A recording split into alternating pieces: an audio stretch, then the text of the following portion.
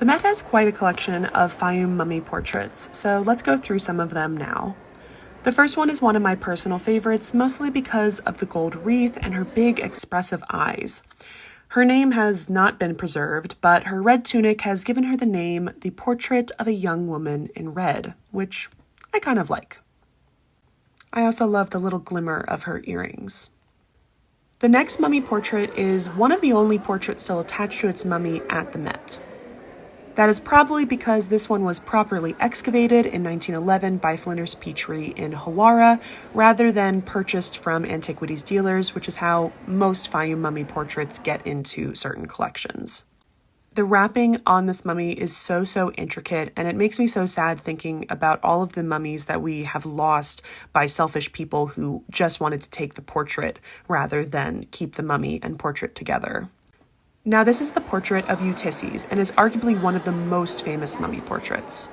The text at the bottom of the portrait says, Eutyches, freedman of Cassianos, and then either it says son of Heraclides Evandros or Heraclides son of Evandros.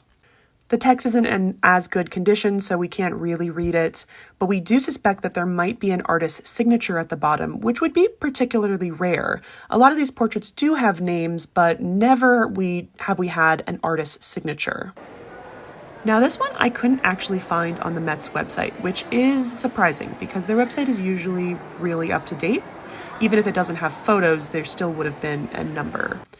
It appears that they probably purchased this from Sotheby's in 2007, and this might have originally been found in the Air Rubaiyat necropolis because similar portraits have been found there. This portrait of a young man is very interesting because his right eye seems to show some sort of abnormality that has been treated.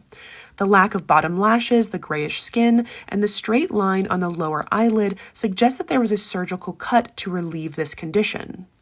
This piece is a great example of how these portraits were not idealized, but many show very realistic depictions of the deceased. These two portraits are very similar, but they actually date to about 20 to 30 years apart, and we can tell this based entirely on the style of hair and the style of beards that these men have.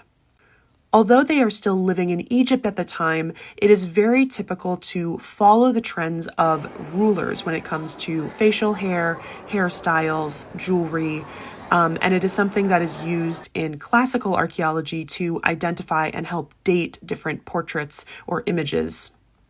So while they look very similar, we can actually date them about a generation apart based on the hairstyles.